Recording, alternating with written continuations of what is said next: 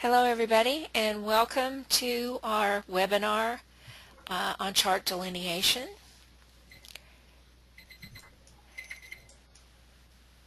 Today we've got two guest presenters, Vera and Ray, and then Eva will also be doing a presentation on a person for us. It will be recorded, but the slides will not be because we're just doing the charts today.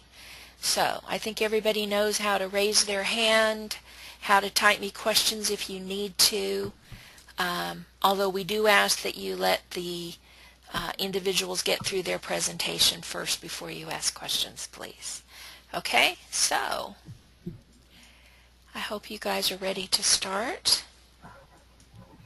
Vera, please. Yeah, good.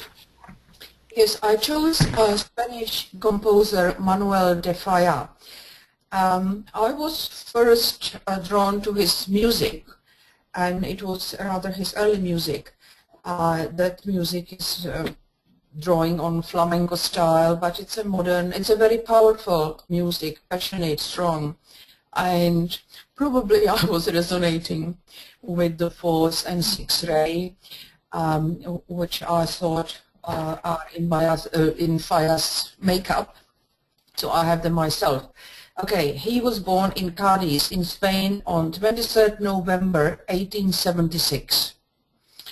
He was a well-known Spanish composer, and mostly known and played are now his early works drawing on the flamenco style, and most famous is probably the ritual fire dance from El Amor Brujo, and also very well known the nights in the Spanish garden, very beautiful, evocative music.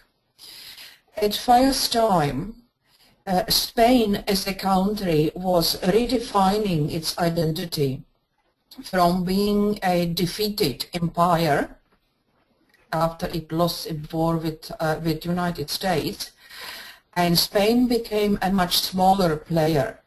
So Falla played a role in that as a composer, through defining that new Spanish identity. And so he looked at the cultural roots. We can see contrasts in Falla's life and his works. Composer's music is like a window into his personality and soul. Falla later dissociated from his early works, and he even forbid at one time to play these works for fear that they would make a bad influence on people. His later music reflects more from personal, nationalistic sense to more international and modern styles, and I call it more like mental music. Falla's motivation and driving force in life was work and living according to his high moral standards. He was a deeply religious man, held the vision of God above all. He believed in ultimate liberty, freedom to act upon the dictates of the conscience, which came only from total obedience to God. So that was his high ideal. I believe that Falla was a disciple, the first initiate, and working towards his second initiation. He was born into a well-off family. Father was a successful businessman, and he was a sensitive child, had a sheltered childhood, and he was encouraged to develop his interests. So, nice childhood. After he finished his studies at conservatory, his father's business faltered and Falla had to assume financial responsibility for his family. Having this extra responsibility was pinning him down. He had to give piano lessons and do more mundane sort of music work, and he took whatever little contract was available to provide for the family. I didn't put off the hook my phone. He formed many contacts with other musicians, and his correspondence was prolific. So he was able to make good networks. One of his friends and co-workers was even Federico Lorca, well-known personality, poet, very progressive, openly homosexual, and that was a very no-no in that time in Catholic Spain.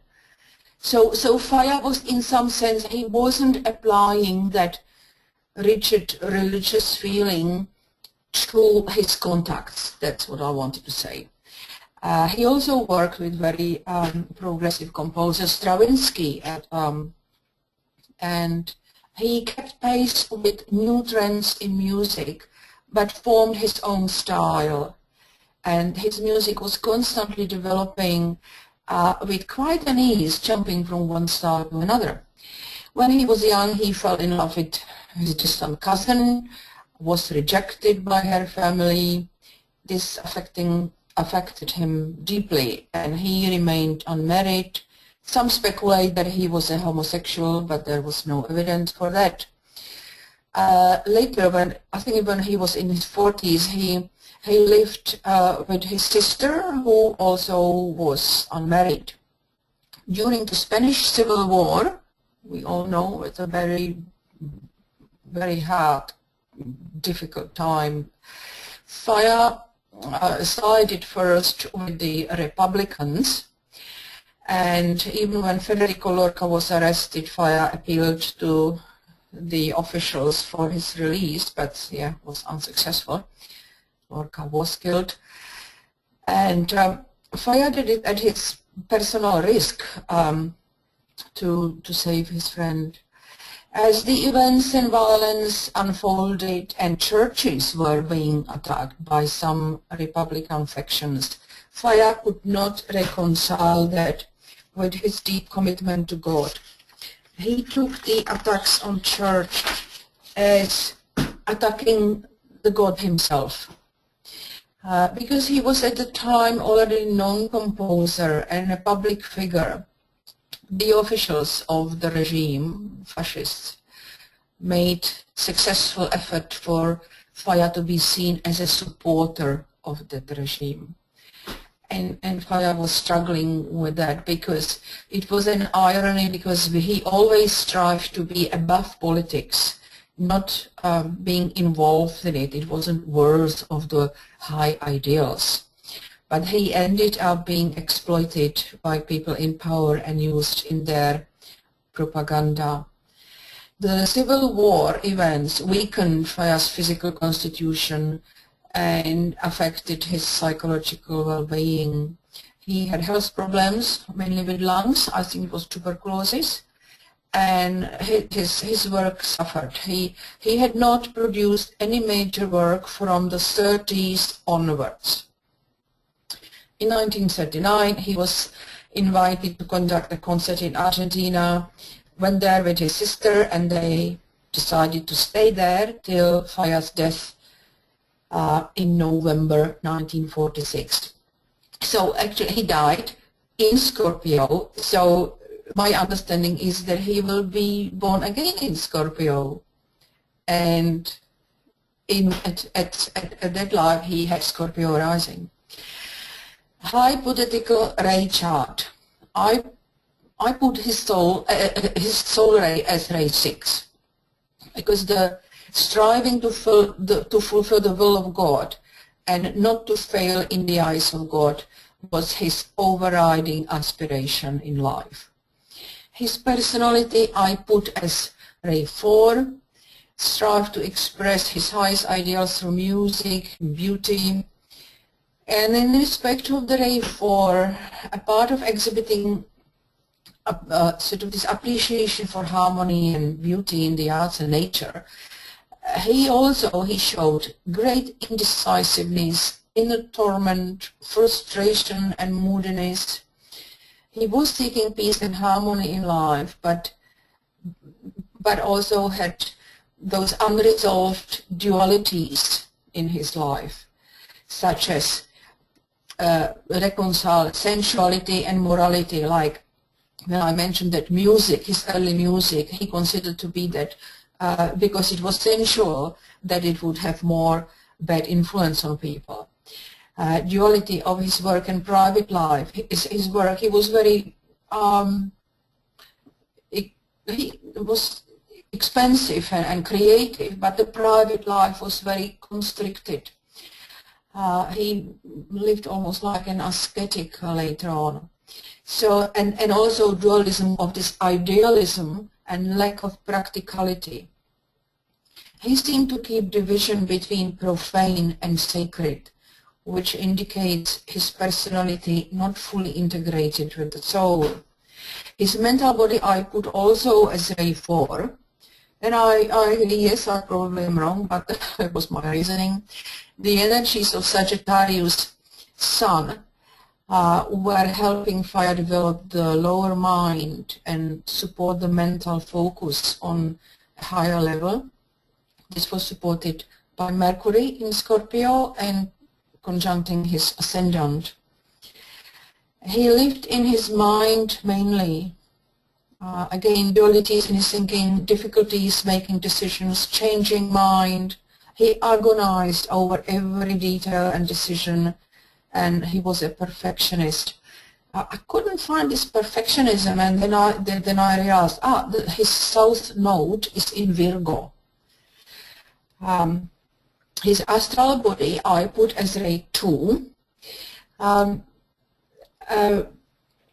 He struggled to resolve sensuality and morality and opting for a rather ascetic personal life. But he himself, he was not a subject to strong emotions as, it's from the sources I read. But he understood strong, powerful feelings, as is clearly evidenced in that early music. He was a peaceful and kind man, generous to his students in terms of time and attention he paid to them. He was always polite and proper in dealing with people. His physical body I put as Ray 7. This ray is the least evident in his chart, but Fire was very orderly and routine in his daily life. He was always carefully dressed with an air of elegance, and his body was fragile and sensitive. So that's my reasoning. And looking at the overview of the chart, the houses are fairly balanced with a slight edge towards introversion. The elements are also fairly balanced with water and fire slightly dominating. Ascendant is in Scorpio. Scorpio transmits Ray 4. Esoteric keynote is Warrior am I, and from the battle I emerged triumphant. Scorpio's purpose is to test and eventually to triumph over any negative traits. We know that. Exoteric rulers Pluto and Mars. His Pluto is in Taurus in the 7th house and is opposite of his ascendant, indicating work of personality and soul fusion. Also that indicating that in the 7th house are some important issues relating to that house to be looked at. Fire expressed positive traits of Scorpio very much. That's determination, loyalty, ambition, intuition. He came to recognition in his field through very hard work. Going back to that Pluto in the 7th house, the 7th house is about relationships, marriage, hidden enemies. I will talk about it later when talking about the Earth. Fire, in terms of relationships, he avoided entering into close relationships for whatever reason. And yeah, he ended up preferring emotional convenience of sharing household with his sister. She was his personal secretary as well. And he considered too much pondering on himself as selfish self-absorption. It remains open how much of the old patterns he managed to uncover and transform, because he wasn't sort of exposed. Close relationships are like mirrors, and we can see those hidden patterns are more obvious for us to see them, and so he had not that opportunity. The esoteric ruler of Scorpio is Mars, and that is in Libra, in the 11th house. This house is about group activities and affiliations, spiritual vision and aspirations. With the esoteric ruler in the 11th house, Falla's sole purpose was to become more group or soul conscious, and I see that as he did it through his work, fulfilling this task. He was considered to be the most innovative Spanish composer of the first half of the 20th century and played that role in that Spanish identity in music. Okay, Sun in Sagittarius in the first house with Jupiter and Mercury there as well. Sagittarius transmits ray 4, 5 and 6. Exoteric ruler is Jupiter, ray 2, and is in the first house in his own sign, so it's a very strong position. Jupiter is about expansion of consciousness, and in this chart Jupiter is not aspected with any other planet, so its influence was not moderated in any way. And I think that a part of helping this expansion of consciousness, that this might account for some excesses Falla displayed, such as too much fussing about detail, too much tormenting himself over everything he was doing. So he was doing a little bit too much in whatever he was doing. Sagittarius' higher purpose is to develop a one-pointed mind and reorient to a higher spiritual goal. Falla displayed in his life the positive traits of the sign, such as intellectual astuteness, generosity, and to a large extent the ability to be adventurous and optimistic, adventurous in the music, in his work. And his focus was definitely more on ideals than on practical matters. First house is about identity and how the soul projects into the person's life. So it's a very important house. There is a stellium in the first house, stellium created by more than 3 planets. And this stellium includes Mercury in Scorpio and Sun and Jupiter in Sagittarius. This means issues needing to be worked out in relation to his identity. And of interest is that his music also was connected to the national identity. So that's esoteric ruler of Sagittarius is Earth and is in the 7th house as the Pluto. The Earth transmits ray 3. Earth in Gemini helps one to think before reacting, to communicate with simplicity and consideration, and to ground ideas into matter. Falla took great care in the way he communicated. He went to great lengths not to be misunderstood or not to offend anyone. But in practical matters, he was not good in business matters. He lacked self-confidence and assertiveness. He was too polite and nice, but also slightly resenting the situation he was in, the financial struggles and necessity to attend to those practical matters. He has in his chart 2 grand crosses.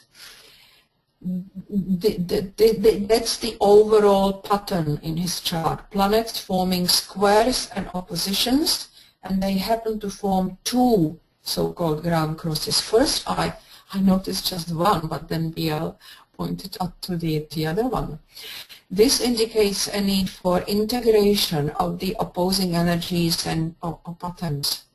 And this configuration presents the relating issues with more urgency and pins down the individual and forcing him to deal with the issue. So it's like less scope for other options. It's just like look at it and there's no escape from it.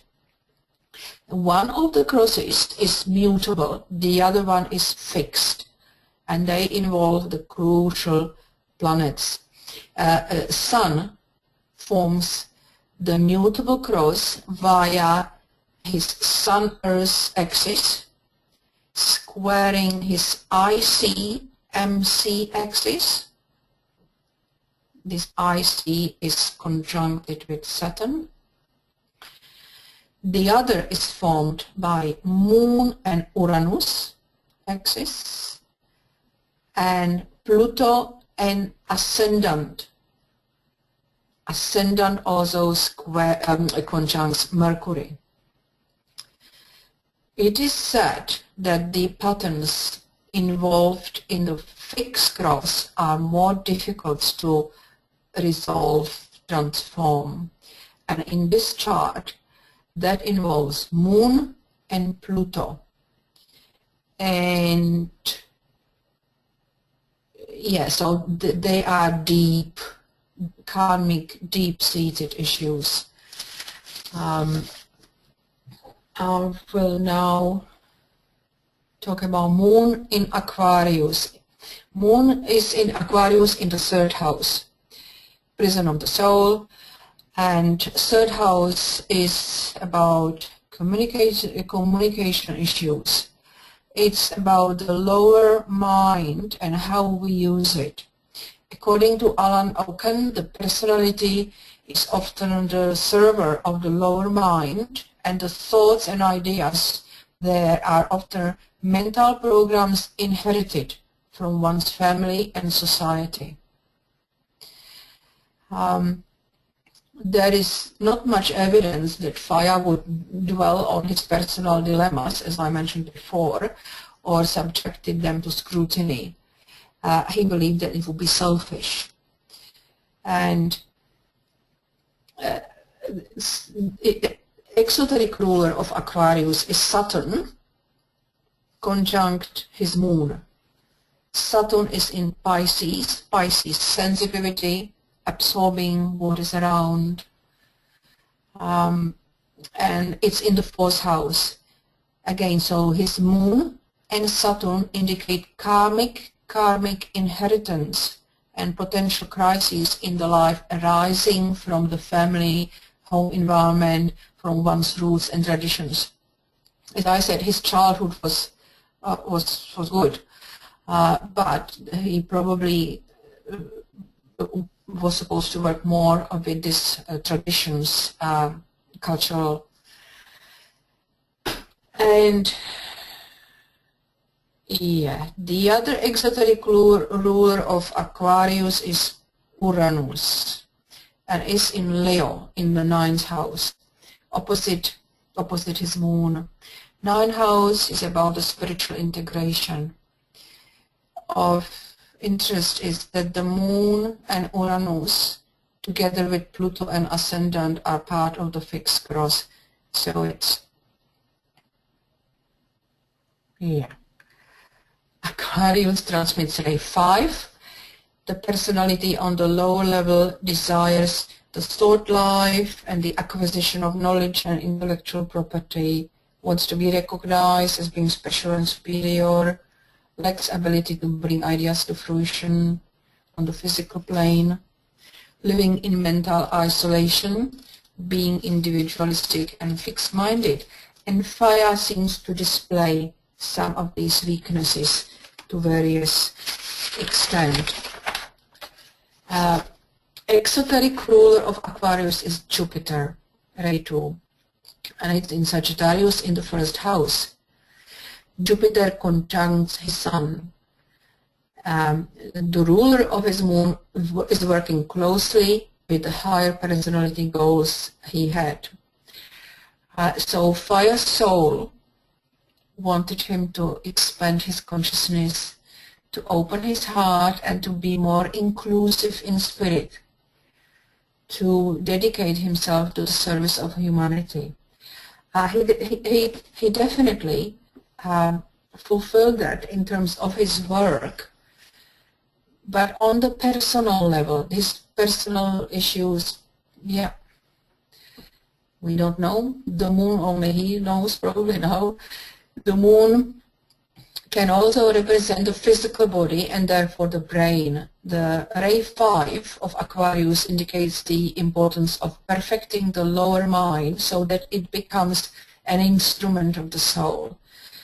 This ray gives the ability to find and apply the knowledge that will enable that transitions in consciousness.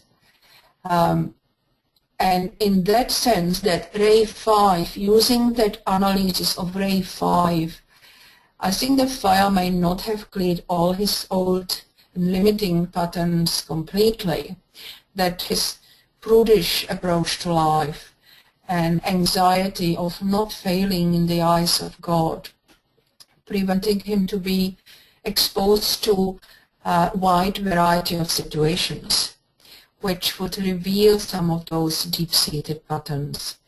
As I mentioned before, like those close relationships might have provided him with this more psychological understanding of himself and other people. The professional relationships, and he had many, they provided enough distance, and he always could sort of exit them, so they were not that challenging. On the positive side, he pursued perfection in music, and he realized in his many works that, and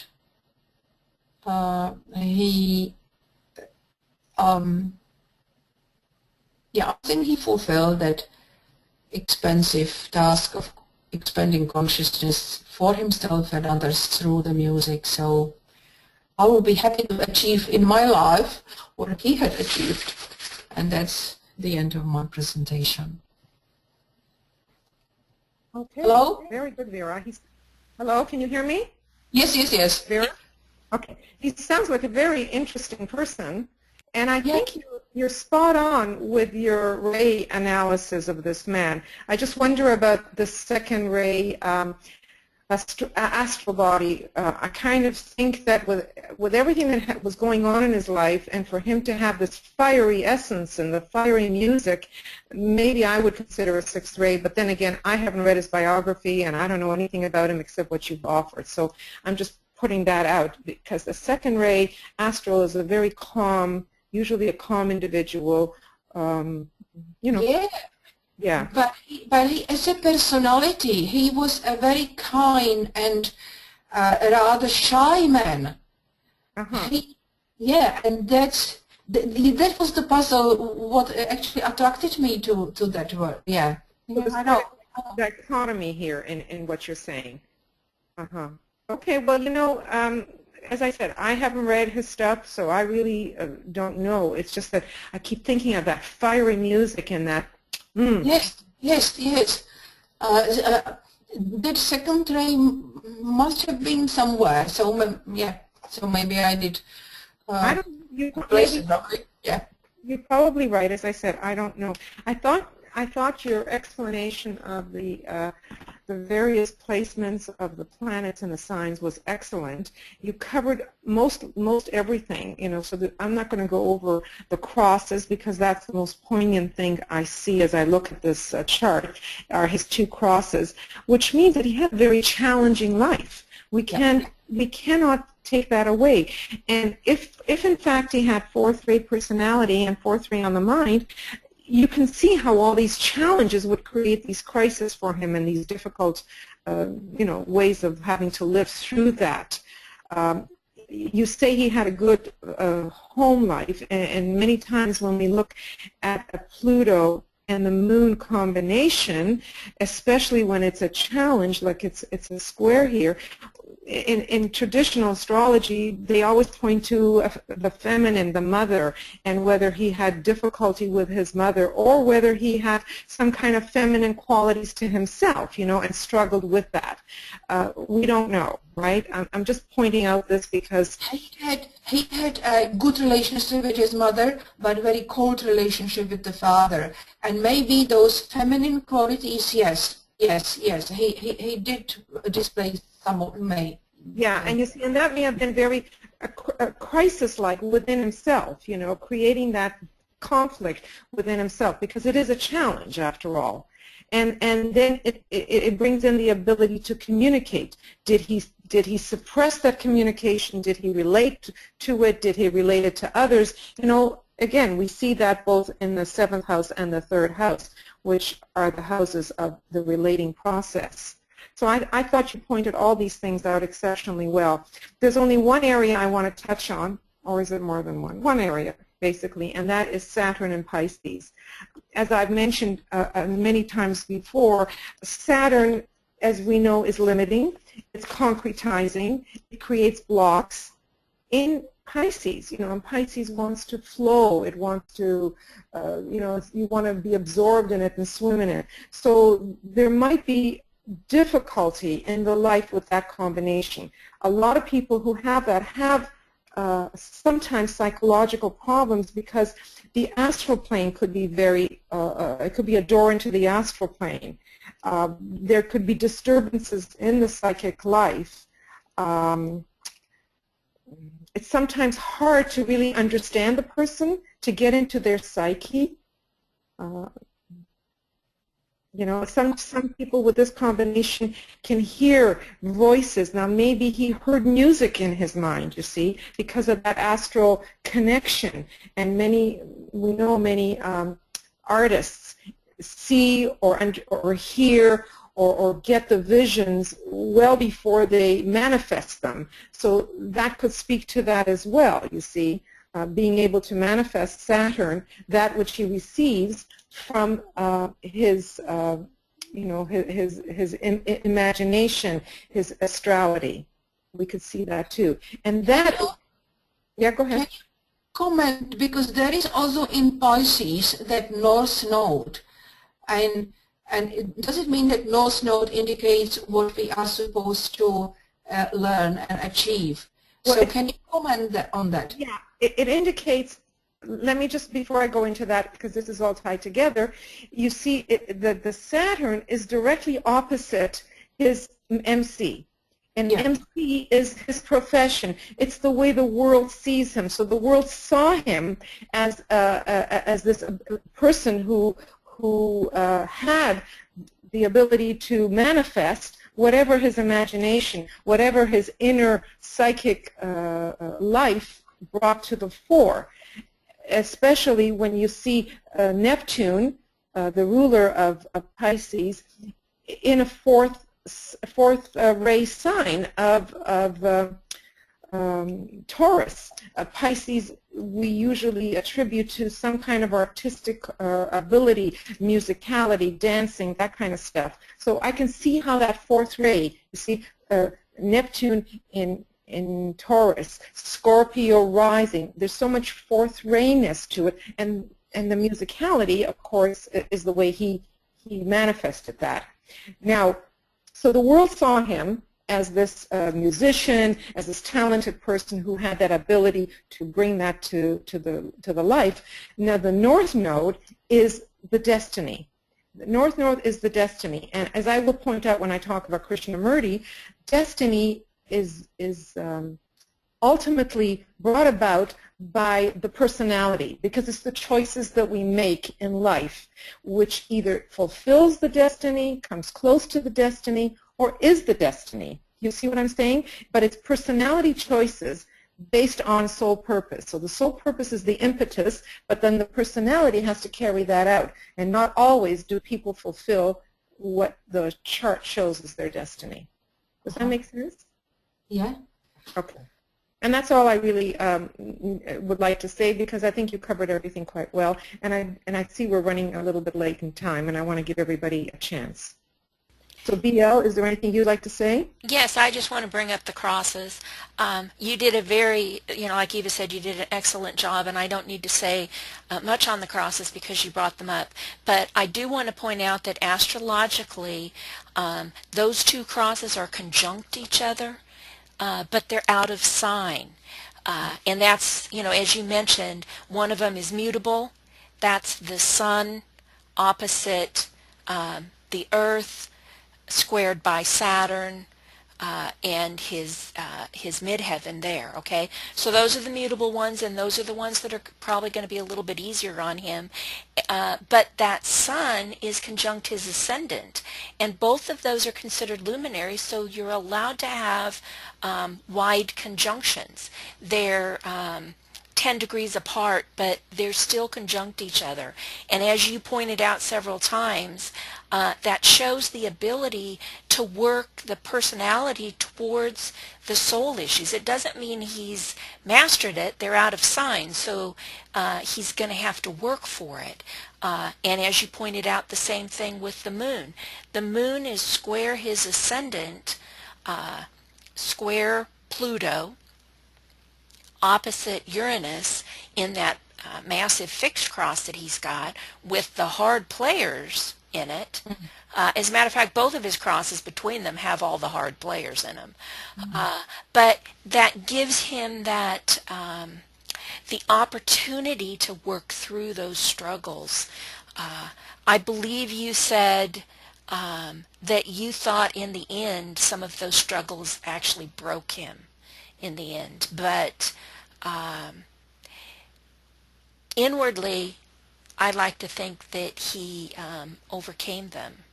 So Okay. again, those are, I think that's massive that those two are conjunct each other, out of sign, different purposes, different planets involved, but they're still conjunct each other. Okay. One thing I forgot to mention here with Saturn. Can you see the Saturn here at 1 degree Pisces, right? And look where it squares. It squares the Sun at 1 degree Sagittarius. So it's not in a favorable place, that Saturn. And of course the Earth. And then MC. So that Saturn isn't favorable, is what I'm trying to point out. It's a struggle. That Saturn in Pisces for him created, I am sure, a lot of hardship and a lot of crisis in his life.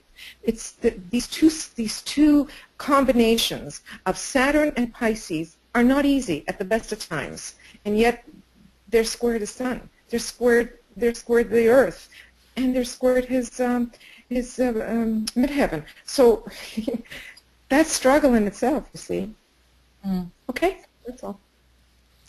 Thank you. Very, very well done. Okay. Ray, you're up. Okay. On Prince Charles, Prince of Wales, Duke of Cornwall. He was born on the 14th of November 1948 and has a Leo ascendant, a Scorpio sun with a Taurus moon.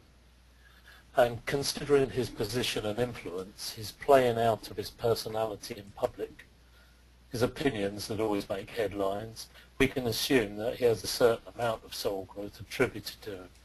And therefore that will be the sort of angle from which I shall approach this delineation. Prince Charles is heir to the British monarchy, and heirs always take the title of Prince of Wales. They have no real role while waiting to ascend to the throne. Therefore they would normally find things to do that are beneficial either to themselves or to the country. Charles has immersed himself in his charity work under the Prince's trust and has contributed immensely to the benefit of those who have just wanted a chance in life and would grab it if the opportunity arose.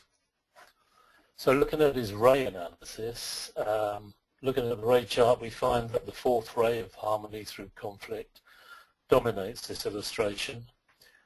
On the face of it, this ray tells the story of Charles's earlier life.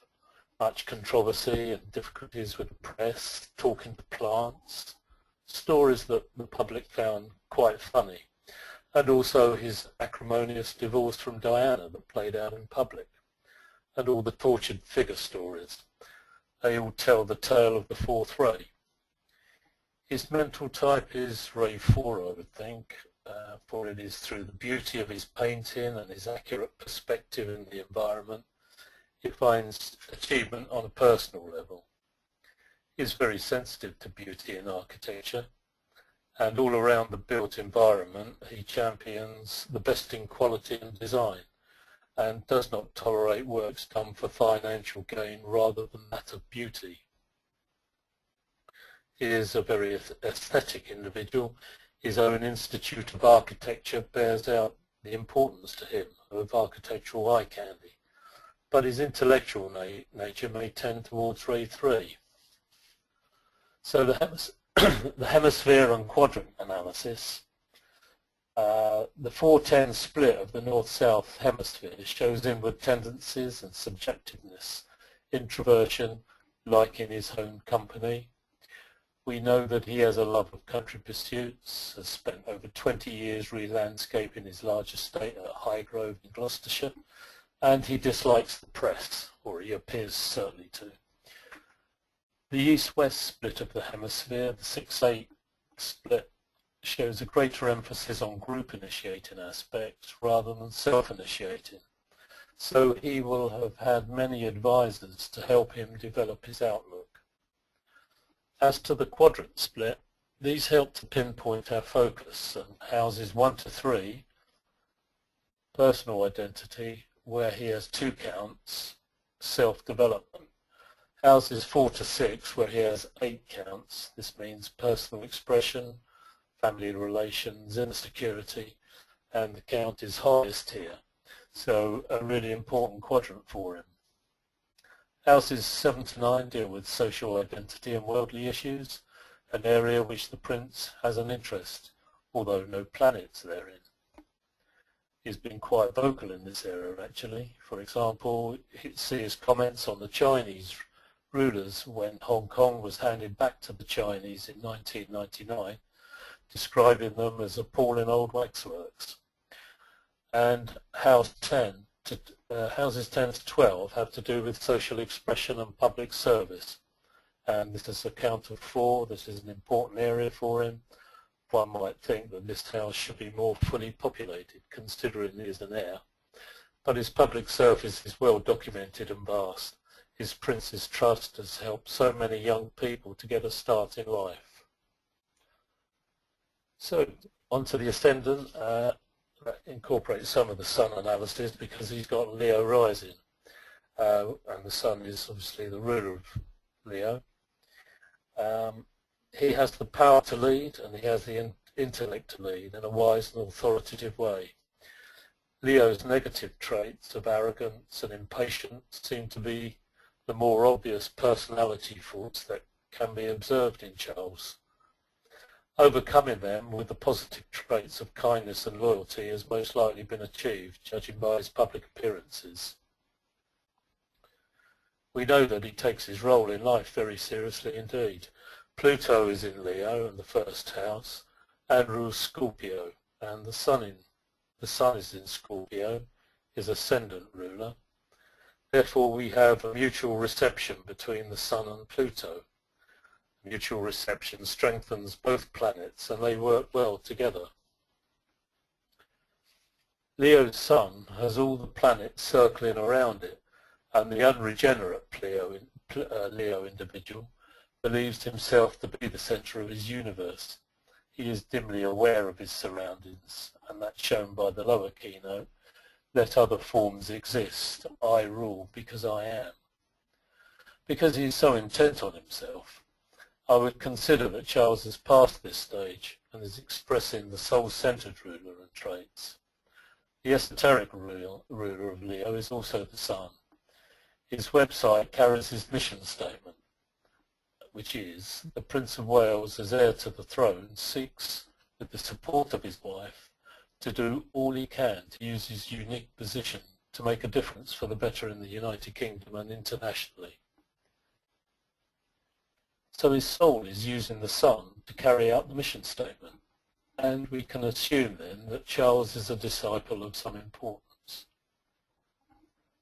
As the soul-infused Leo grows, and through its rays 1 and 5, it becomes a powerful force for good. He makes a good leader of men. Ray 5 will give the concrete knowledge of the reality that he is not the centre of his universe, at least not until he becomes king, and allows his other Leo Ray, Ray 1, to drive him forward with the power for good. The esoteric keynote of Leo from the angle of the soul is I am that, and that I am. His demeanour exudes an importance which says that he will be a king one day. His chart indicates that he could certainly be so.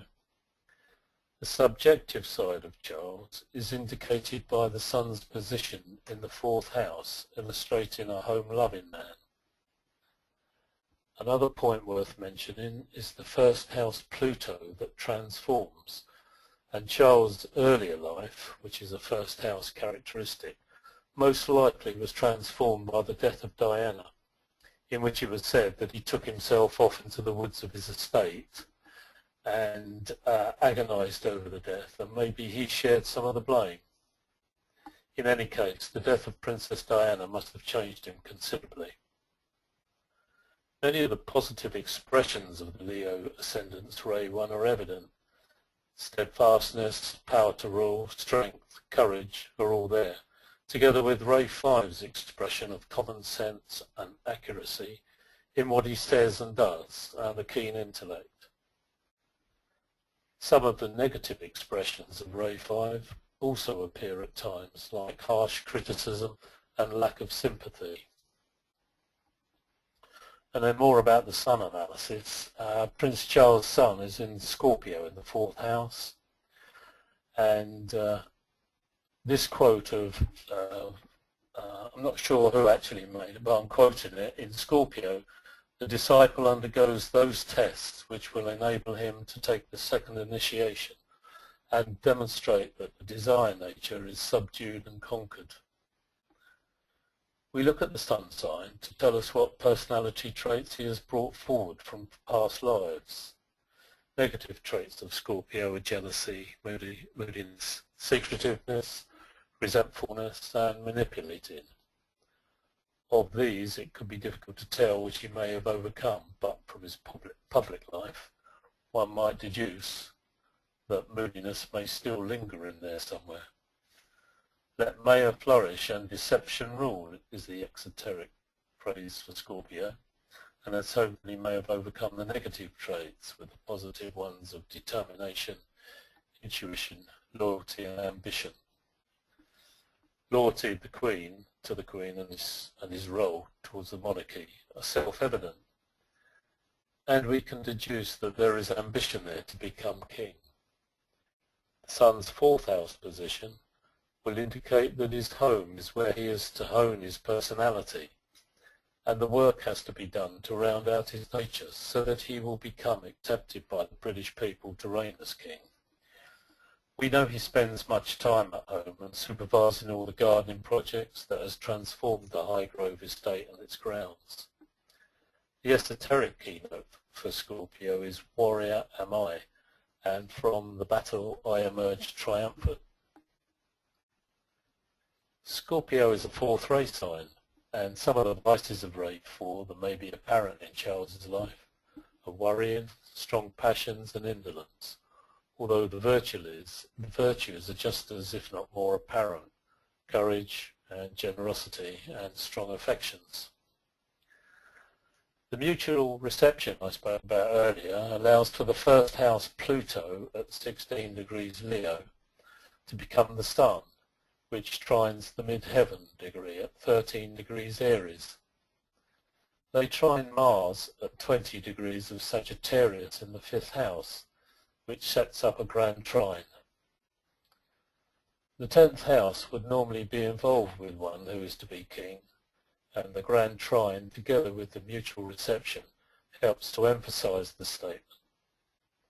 Mars is also the esoteric ruler of Scorpio, and its placement in the fire sign of Sagittarius adds more evidence of kingship. Furthermore, esoterically, the Sun veils Neptune, the heart of the Sun, so that would be his chart soul ruler. With Neptune conjoining the nadir down in the 4th house, he opposes the midheaven, even more evidence of kingship. So balancing the Sun-Earth axis via houses 4, his home life, and 10, his public life, is something of great importance to someone in Charles's position. The exoteric issue with the Taurus-Scorpio axis is practical versus compulsive, possessiveness versus intensive. The esoteric purpose of the Taurus-Scorpio axis is learning to use the wisdom of the soul to overcome desire through right thought, right action, and right relationships. The exoteric issue with the 4/10th house axis is to make room for both a successful contribution to society, along with caring, reciprocating connections, and a domestic base that helps him feel secure.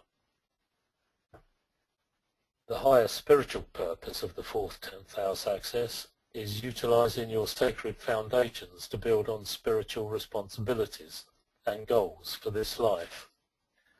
As a very public figure now, and more than likely will be more so in the future, he will always need his home to recover and realign himself from his public duties. So getting the right balance here is very important. So the moon analysis, and the moon is often the prison of the soul and represents the past. Its position in the chart depicts all the past influences of previous lives that make us what we are today. Charles's moon is in the earthy sign of Taurus in the 10th house, conjunct the moon's north node. The moon is exalted in Taurus and is very comfortable there. It makes for materialistic ways that want to be gratified. For example, excesses of the appetites, stubbornness, self-indulgent behavior, and possessiveness. It makes the person go from one crisis to another in search of gratification.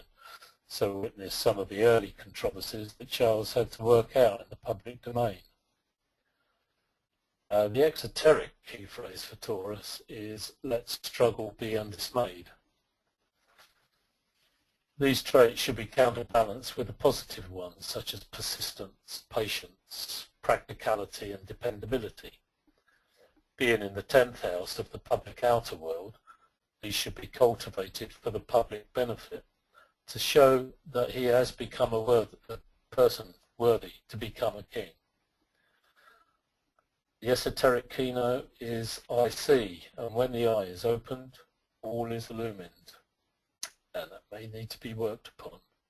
This is an instruction to become self-aware, and we would hope that the earlier excesses might have been worked upon. We see that Taurus is the ruler, is Venus, and is conjoining Neptune in the 4th house again. There is a lot of importance attached to Charles' home life, and the moon is the natural ruler of the 4th house of the home.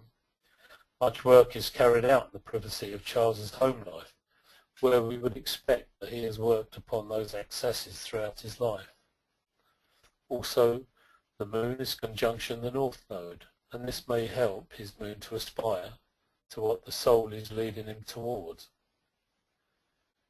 We note that the esoteric ruler of Taurus is Vulcan, which is a first-rate planet, and it purifies in the fires of the furnace, which Vulcan works in the materialistic way.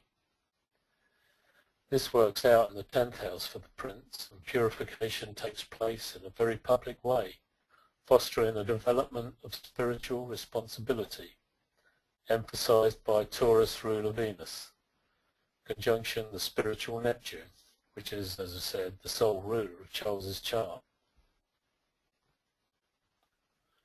Taurus is a 4th ray sign, and some of the negative aspects of this ray are self-centeredness, worrying, inaccuracy, lack of moral courage, strong passions, indolence, and extravagance.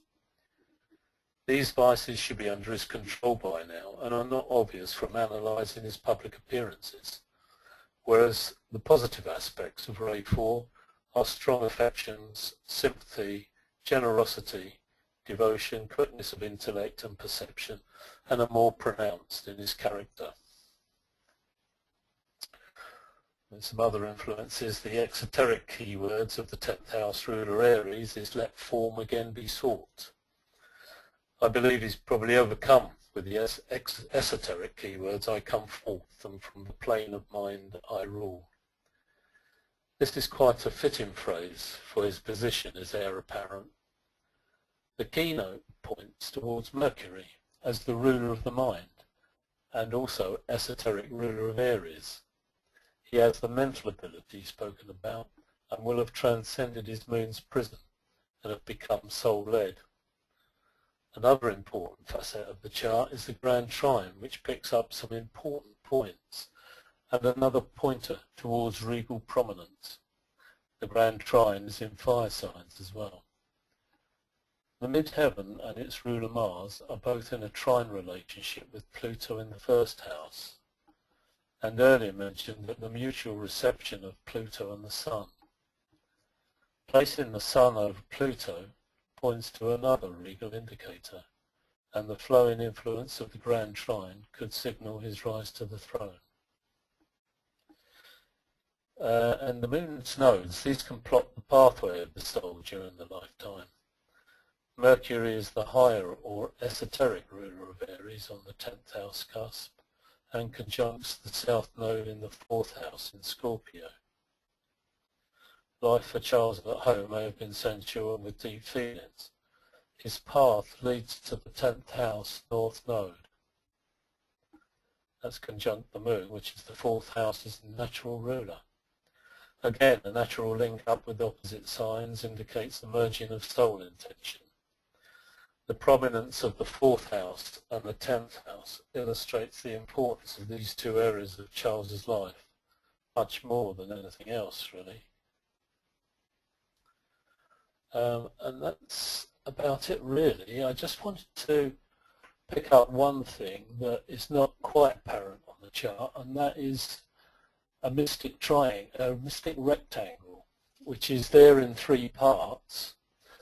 There's a sextile between Uranus and Gemini in the 11th, and the conjunction of the moon and the north node in the 10th.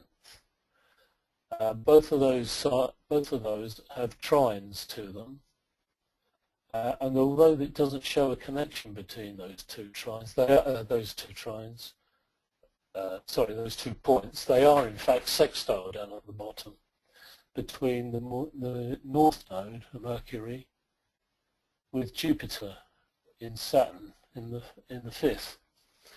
I'm not quite sure the meaning of the mystic triangle. I'm sure mystic rectangle. I'm sure it has something to do with a mystic or religious or spiritual experience. But I did notice that in the previous chart, and it wasn't alluded to, that there was also a mystic rectangle in that chart. Furthermore, there was another mystic rectangle in an earlier chart. I think that was on Rudolf Steiner. So I was just querying really what BL and Eva thought about that. But basically that's me finished.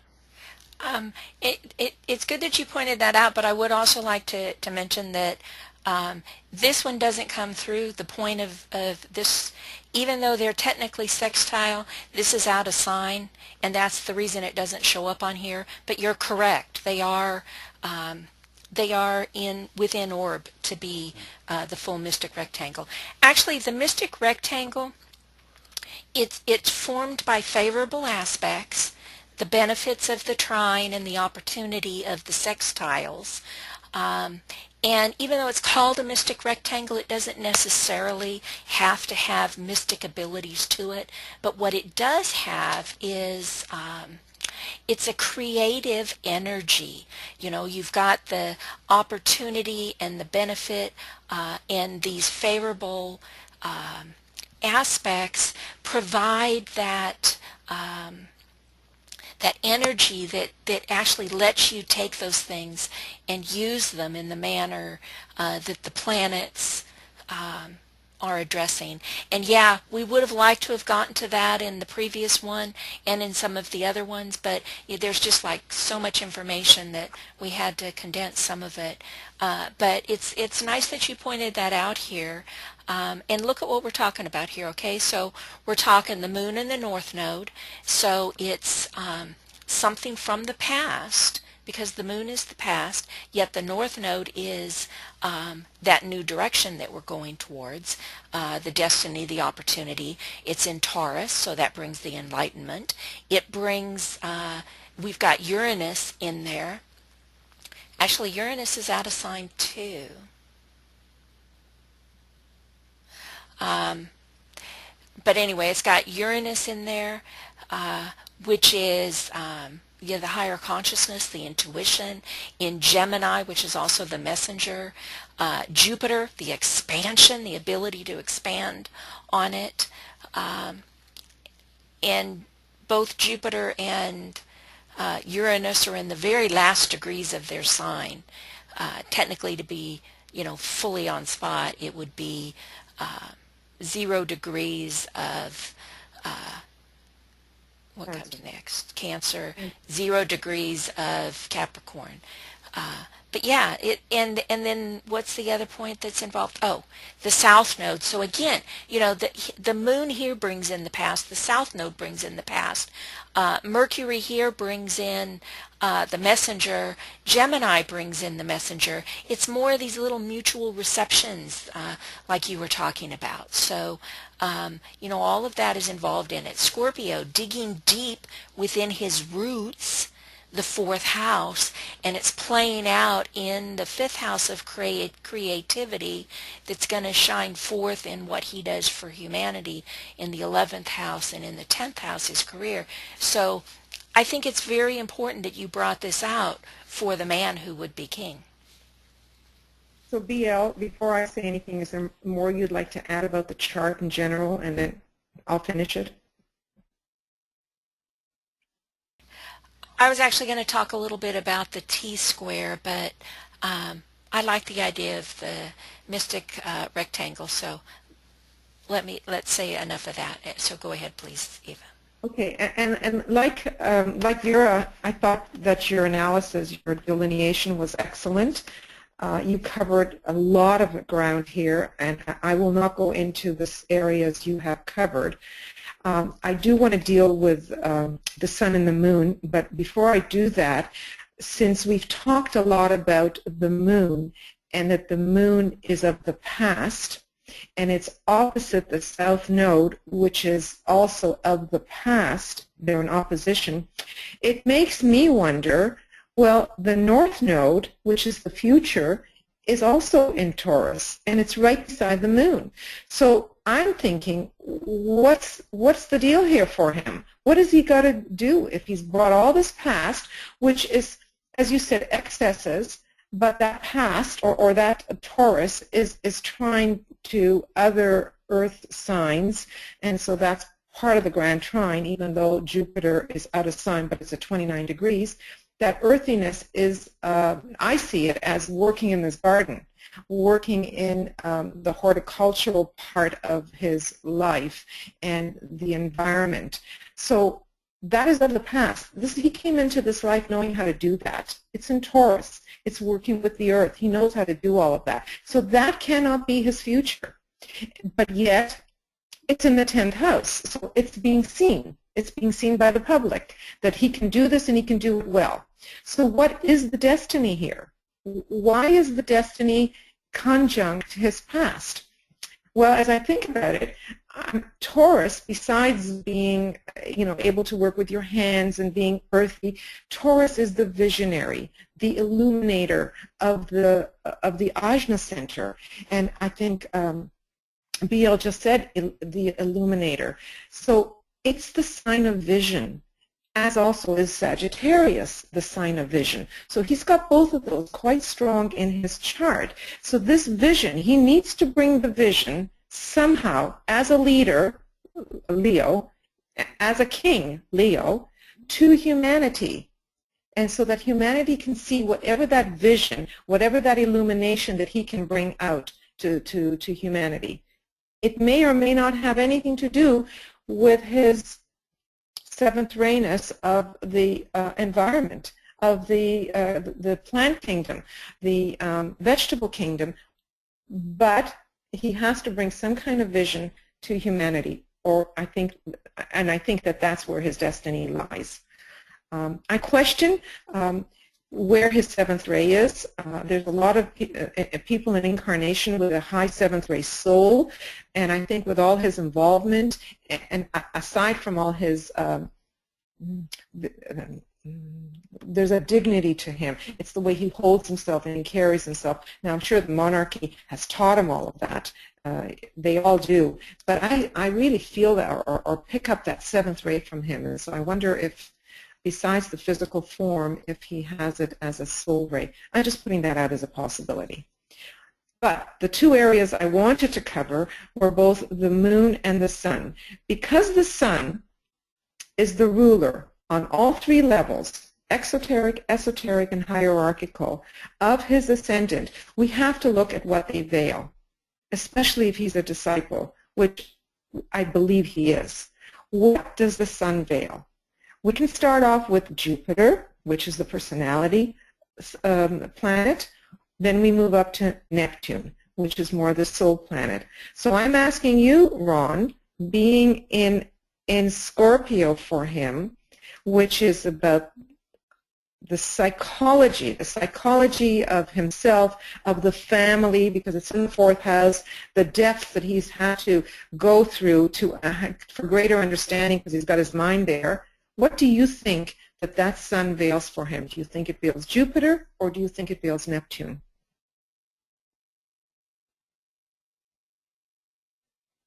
I think it veils Neptune, to be honest. I tend to agree with you. Yeah, because you were alluding to the North Node and his destiny, really, weren't you? His vision. Yeah. Yes. And that's really Neptune, isn't it? It could be, but the ruler of the ajna really is Venus, and it's conjunct Neptune. But I tend to agree. I do think it is Neptune. So Neptune then has to play a fairly large role here for him that we haven't really given it that much weight. So both Neptune and the fact that it's conjunct Venus is an important thing to look at. Then we also look at the moon. What does the moon veil for him here? Do you think it veils Vulcan, or do you think it veils Neptune? I don't really know. I suppose it could be either. Well, it's Neptune again, is it? I don't know. I mean, I don't know him well enough, but it's something worth thinking about. If I think that his whole approach here has to be to bring some kind of enlightenment, some kind of vision, some kind of illumination that others will see, that humanity will see as being king, or the possibility of being king with that Leo rising, because Leo is the king, right? Leo is the king of the jungle. He's the king, and it's very fitting that Leo would be his ascendant. He's got to bring something. So I do think it's Neptune as well, there as well. So again, if we look at Neptune there, Neptune is the ruler of the sun, not the ruler, but the veiling of the sun. So and also the veiling of the rising sign. It plays a big part for him here, doesn't it? Anyway, those are just things to think about. Yeah, things to think about. Eva, I'd like to add, I'm not disagreeing with you because I think it is highly possible that Neptune could be playing that major role in his life. But what we know about Vulcan is it is more than likely in Scorpio for him. It's going to be within 8 degrees 30 minutes of the sun. So it could actually be in the first in 00 Sagittarius, but more than likely it's for him in Scorpio. And so Vulcan conjunct his sun, which it's always going to be, it's never very far from the sun, could be that major push in his fourth house to transform that personality to the soul levels. Right. It could be that will that he needs, that strong, the will to persevere and make those changes. Right. But I'm not ruling out Neptune because that is also a very good possibility. I would like to also say that we mentioned something and we had a question on what we meant. When we were talking about Jupiter and Uranus being out of sign with the trines and the sextiles. Trines and sextiles usually go by sign. So a Taurus sextile would be in Cancer.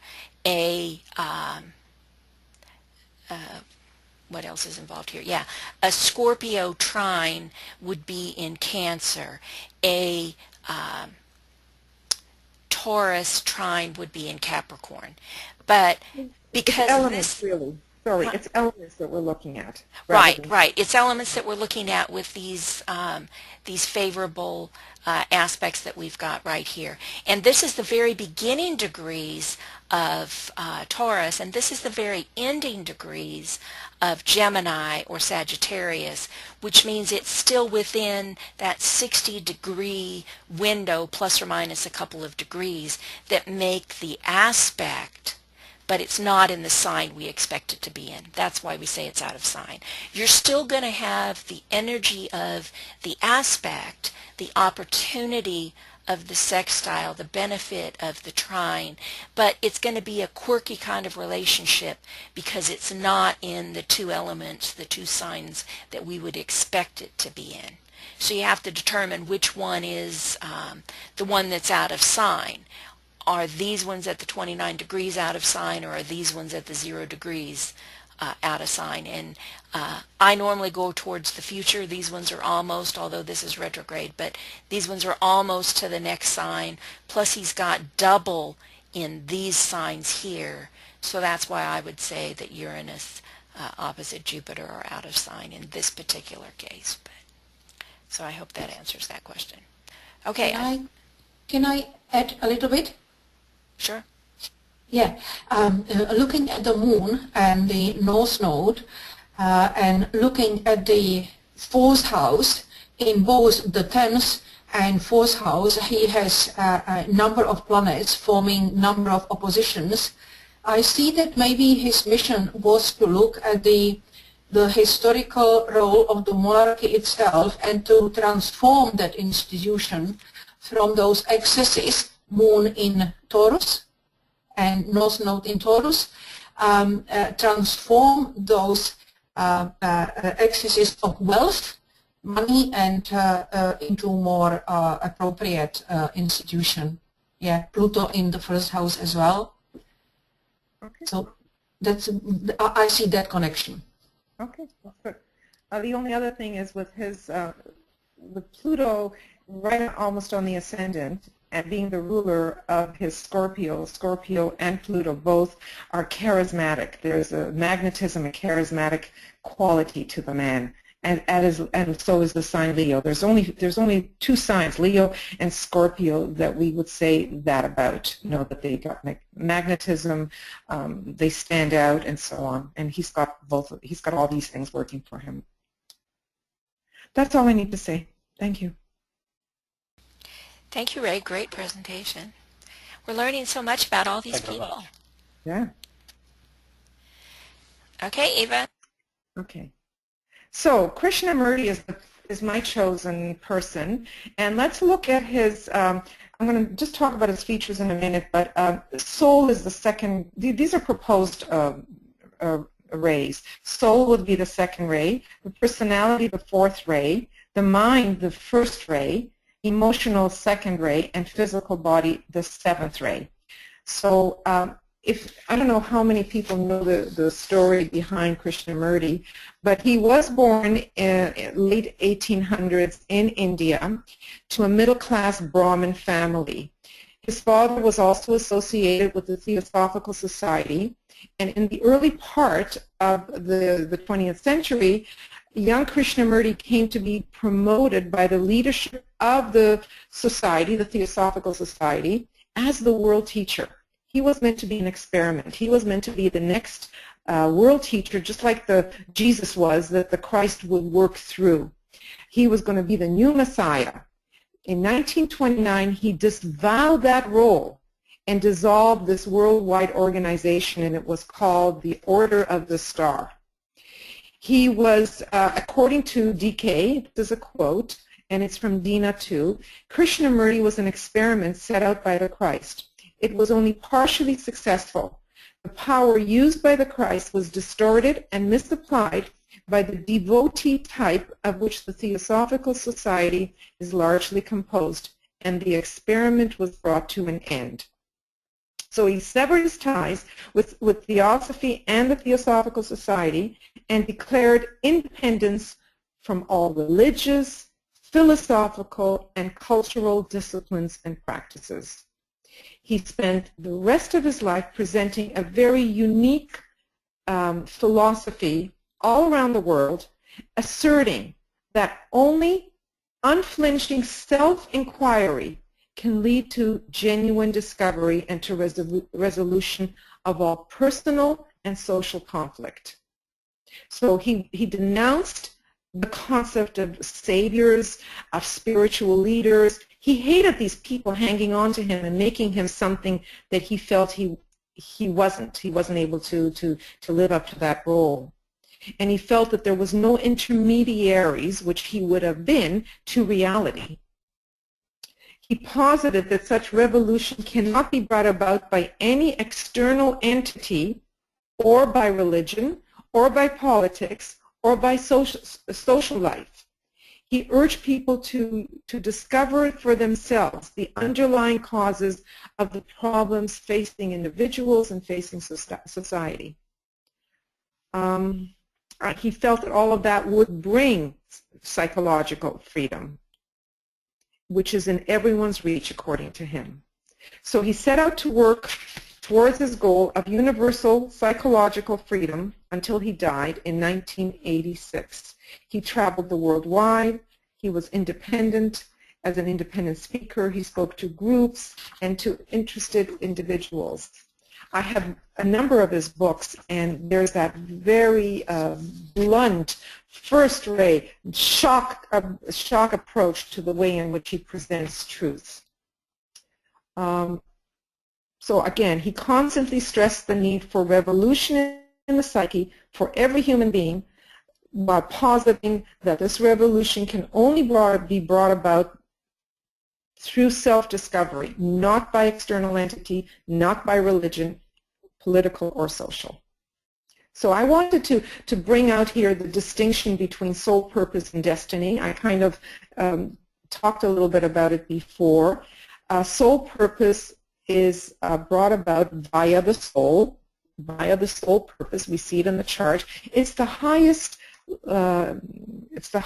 point that one can reach, that the soul can reach in a given life, while destiny is worked out on the physical plane by the personality according to their understanding of purpose or their purpose. So we see that his north node, right opposite his south node, right here, well, forget here, I'm pointing, it's not working, is it? is in Pisces, and Pisces is supposed to be the world savior, just like the Christ was. Did he achieve this world saviorship? I don't think so. So he did not, my point is here, he did not fulfill the proposed destiny. Okay? Aquarius is his ascendant, and the rulers of Aquarius are Uranus and Jupiter. So Uranus is up in the 10th house, Jupiter is down in the 5th house. So, I'm sorry, in the 9th house. Uranus was in the 9th house. It gives us a deep focus on his metaphysical teachings. Uranus up there, here, it's in Scorpio, so he's going deep into metaphysical. It's in the 9th house of higher learning. Uranus is also exalted in Scorpio. Emotional control through increased mental strength. Uranus, for him, Uranus allows a mental polarization with his emotionally intense and intuitive sign. There. Enabling a really good measure of astral control, because Scorpio is water, right? It's astrality. Uranus is also known as the Hierophant of mysteries, and Scorpio is the sign of mysteries. Why mysteries? Because it's all that which is hidden deep. So both of these are signs of mystery, or not signs, but planet and sign. The esoteric ruler of his ascendant is Jupiter. Jupiter conveys the second ray. Jupiter is exalted in Cancer, and it's posited that his soul ray is the second ray. So it reflects here also the high quality of his astral body, because Jupiter, the ruler of his ascendant, is in a water sign. Uranus, the ruler of his ascendant, is in a water sign. So we've got to look at the astrology, and yet they are both exalted in the signs that they find themselves in. So again, I would say, and Michael has told us that Uranus, if it's a really placed good Uranus for a highly evolved individual, can speak to perhaps the fourth degree, and this is what I propose that he was going for. So we can see the importance of the placement of both these ruling planets. Now, the esoteric ruler, Jupiter, is in conjunction to the ruler of his sun sign. See, the sun sign's ruler is Venus, right there, and the two, it's out of sign, but they are conjunct. There's only 7 degrees apart. So for those of you that are still questioning what is out of sign, you see, this one is in Gemini, and this one is in Cancer, and yet they're still conjunct because they're still within 7 degrees of each other. So although they're out of sign, they are conjunct. So the ruler of his sun sign, Taurus, is Venus, and it is conjunct that Jupiter that placed exalted in Cancer.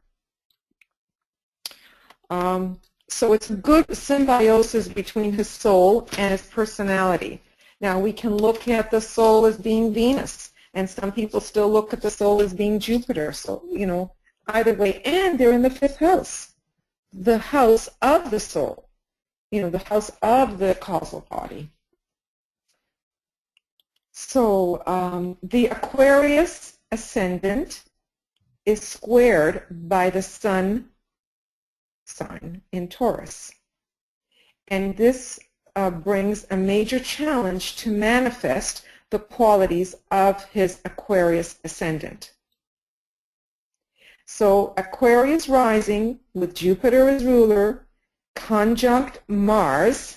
Let's go back here, yes, conjunct Mars. So it's square in the middle between Mars and between Venus. Conjunct Mars indicates sole purpose and points the way, Mars points the way to the future, offering opportunity. See, Mars will push him and drive him. Okay. Also, it is known that Krishnamurti had a strong relationship to women. He got along with women far better than with men. As a matter of fact, that society, the star, was composed mostly of women. And you know, and the mothering quality. So we see that with the Cancer here, and we see that with Neptune also in the 4th house, which is the esoteric ruler of Cancer, right? So even Jupiter can attribute to this as well. Jupiter in Cancer, Neptune in the 4th house. So we see that feminine quality here, the mothering, perhaps all of that. Neptune in the 4th house also reflects Krishnamurti's relationship to his spiritual home, the ashram and the masters. The 4th house is known as the house of your ashram. Now he's got a T-square between Uranus, up at the top of the chart, in the 9th house, Sun in Taurus. Now we see 20 degrees versus 17 degrees, and his ascendant, 18 degrees. They speak to great potential for new Aquarian, because it's Aquarian rising, wisdom teachings that could have come through him via the Lord Maitreya or via the Christ. So we see the potential was there for all the teachings to be given to, you know, humanity through worldwide, through the group. Sun and Uranus are opposed, indicating strong etheric forces also. This may have explained some of Krishnamurti's bad health in his younger years. Why do I say etheric here? Because the sun can, remember, the sun represents the ethers as well as the sun rays, and Uranus is the ruler of the seventh plane, and that is the etheric plane as well. So the combination being in opposition means that it's not all the time, but it certainly at some times can create havoc within one's energy system. It could explain the delicate physical condition that he found himself in. So there are two exaltations in this horoscope, Uranus and Jupiter, which are the rulers of his rising sign. This almost guarantees a successful outcome for this incarnation. Now, I love what Alan Oken says about Mars and Cancer, because I have that too. He says Mars and Cancer is the devotion to the soul is at its greatest, which is appropriate for the fifth house, the mansion of the soul, the causal body. I hadn't come across that before, and I found that most interesting.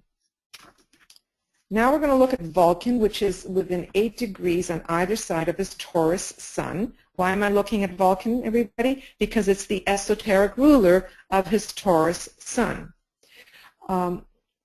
It's conjunct Mercury, more than likely. Could be the other direction, but I'm going to assume that it's somewhere in between here and conjuncting Mercury, making Mercury tremendously powerful. It's the powerful and the willful communication. Third house and Mercury, even though it's in the fourth house, it's the communicator.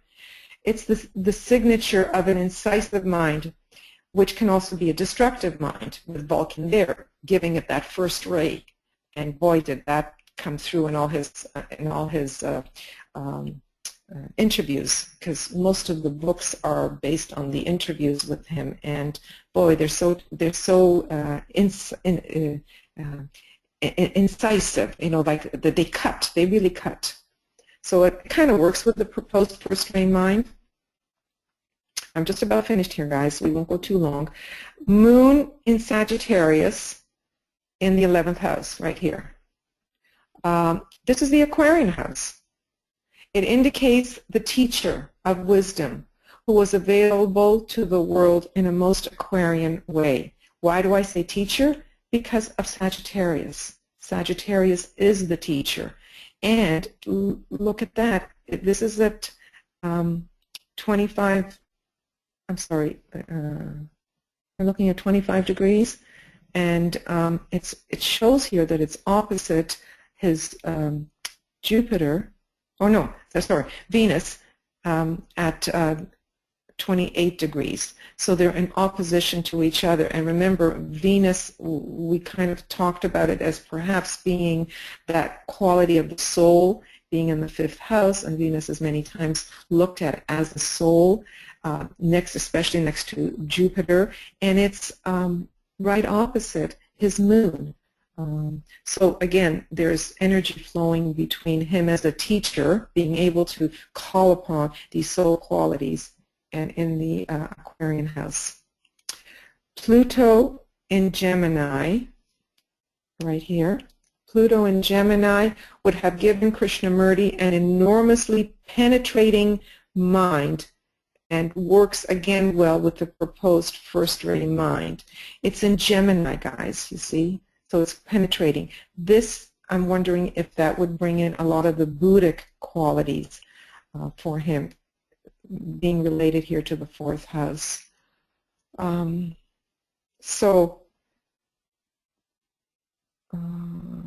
have a little note here about Scorpio as the MC, right here. MC represents a person's dharma. Do we know what dharma means? It means duty. It's greater than responsibility even, but it's duty, it's dharma of what one must achieve in a life. Krishnamurti said that his real dharma had to do with awakening self-knowledge in the individual. And that's what he professed all along. Mars rules his MC, right? The Scorpio, Mars is down here. It rules his MC. Exoterically and esoterically, and its placement is in Cancer in the 5th house, could very well reflect the statement, the statement that he wants to bring about awakening self-knowing in the individual. Why do I say that? Because Cancer is nurturing, the individual could be Mars, and self-knowing in the 5th house. So that's basically my take on Krishnamurti, and I'm open to any questions or comments from you, BL. I just want to mention, since Ray brought it up, and we have seen it in several other charts, that he also has that mystic rectangle there. It involves for him his Sun-Earth axis, and of course Uranus is conjunct his Earth. And actually the MC is in there too, although you use a little tighter orbs for the sextiles, but it's there, the MC I see. And then that would bring in Mercury down here too. But anyway, that with the nodes, that forms the other axis. These two axes are sextile each other, and so they form the trines and everything that goes along with that mystic rectangle. And it also ties, you know, you mentioned that fixed cross that he has, or you mentioned the T-square part of it, the Sun-Earth axis with Uranus in there, squaring his ascendant, but it's also squaring his descendant, which is over there, you know, and that forms that T-square or that fixed cross. But then the moon and his Venus are also loosely squared his nodes again. So this mystic rectangle that he has actually ties his squares with his Sun and the squares with the fixed cross and the mutable cross together. So he had, you know, the fact that you're saying that he had was probably around the 4th initiation. He had the potential in there to use this stuff. Now, whether it was the experiment that went awry, which sounds like it may not have necessarily been due to his fault, but to the other people who put him on that pedestal when they really shouldn't have, or whether he had that inner agenda that he came for when he rejected their plan. He had that sustained capability from the mystic rectangle, the opportunity and the benefits that he'd earned, to use that for the work of the cross, which wasn't going to be easy for him, but he basically had that showing up, the energy showing up in his chart to be able to do that. I would also say, if we're talking about an initiate, possibly working on the 4th initiation, that we would be looking at the hierarchical rulers, and so the Sun could have been veiling Uranus for him, Right. especially since it's opposite in that cross or T-square with the ascendant. Right. You know, I didn't go into the hierarchical because we haven't Right. touched on that. But yeah, you're absolutely right.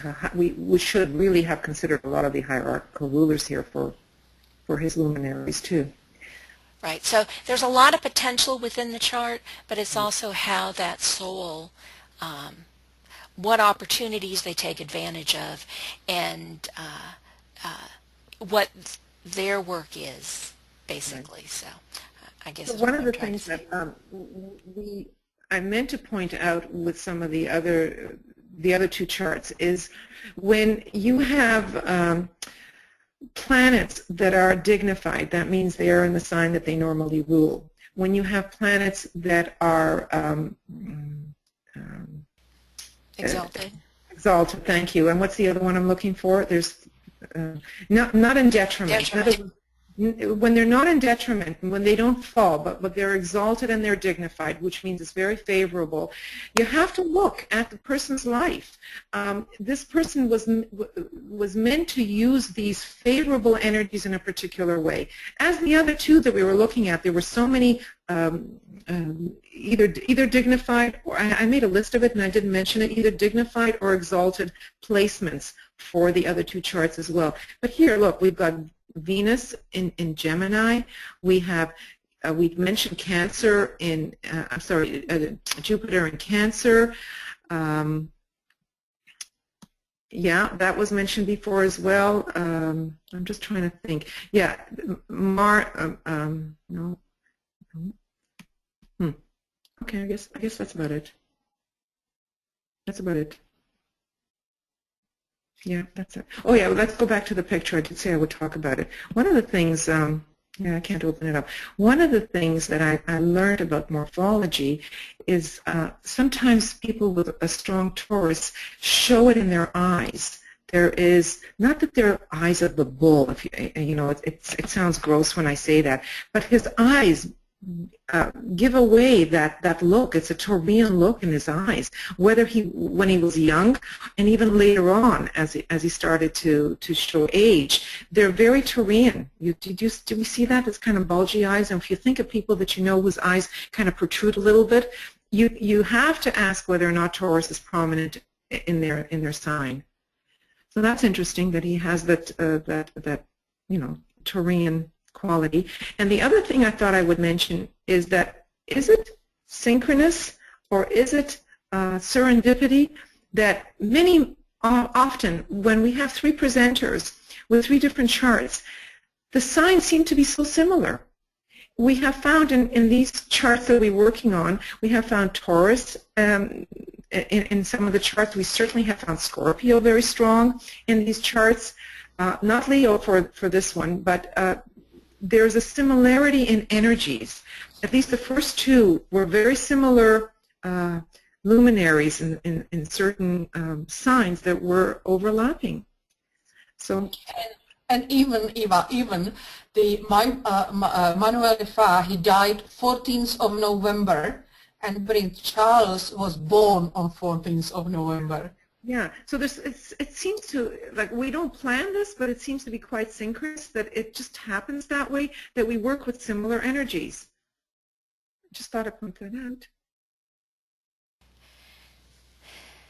Well, No I think question. it's worked. I think the whole thing has worked out that way. You know, from this one to our next presentation, which will be the last three presentations that students give, and then we'll do the final wrap-up. Which is a teaching. Yeah. The final wrap-up in June will be a teaching one. There is none in April, and the last three student presentations will be in 16 May. So, yeah, this has been a really great series, and I really appreciate the work that everybody did for this particular webinar and the ones that led up to it. So I don't see any more questions. Do we have any before we say goodbye? And or does anybody have anything else to say before we end this particular webinar? Yes. Okay.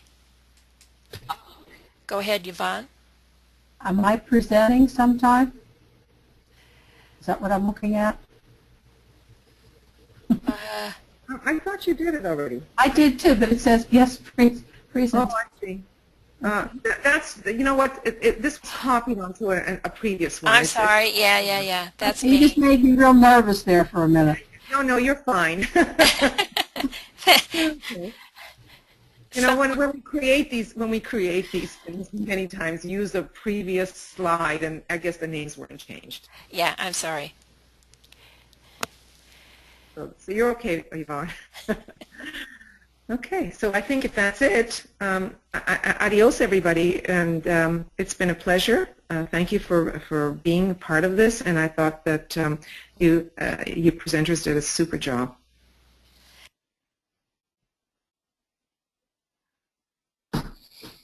Thank you. Thank you.